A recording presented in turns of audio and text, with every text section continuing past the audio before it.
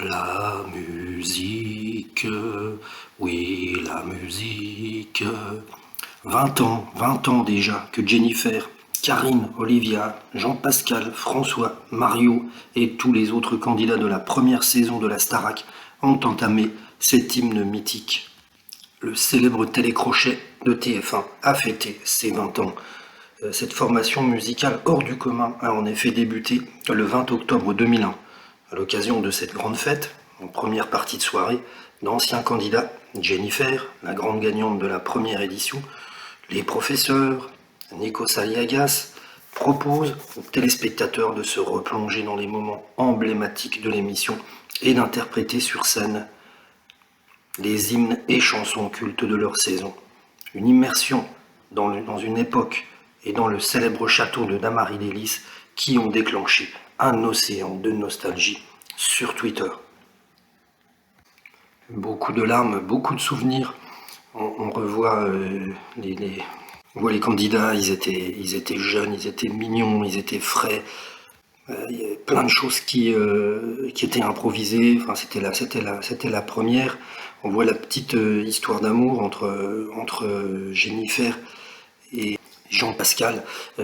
Tous les deux s'amusent de ça. TF1 repasse des images. C'était fort, hein. Rappelez-vous, Jean-Pascal avait même quitté le château pendant 2 jours, tellement la peine était immense, hein. Il s'était fait remercier, on va dire, par Jennifer, qui ne voulait pas que l'histoire d'amour pollue trop son concours. La bouille de Nikos aussi, qui débutait. C'était quasiment sa première grande émission en tant que présentateur. Et surtout, ce qui ressort, c'est le talent. Quand on revoit, on entend Jennifer chanter.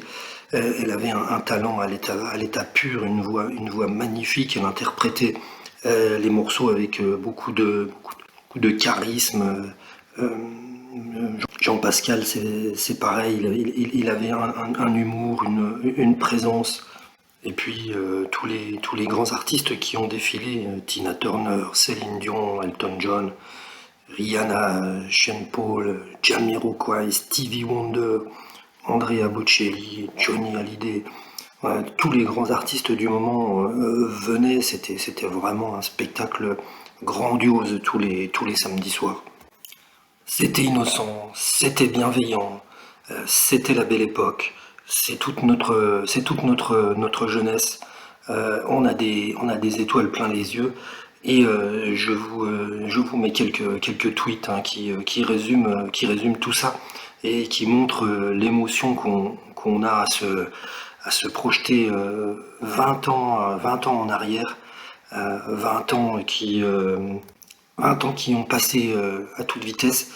Des Starac, il y en a eu, il y en a eu d'autres. Et pourquoi pas le retour de ce programme.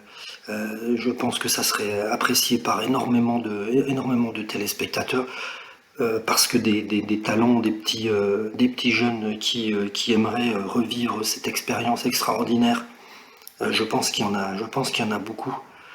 Et ça serait bien. Alors un petit appel du pied donc à TF1. Euh, pourquoi ne pas relancer cette mythique émission?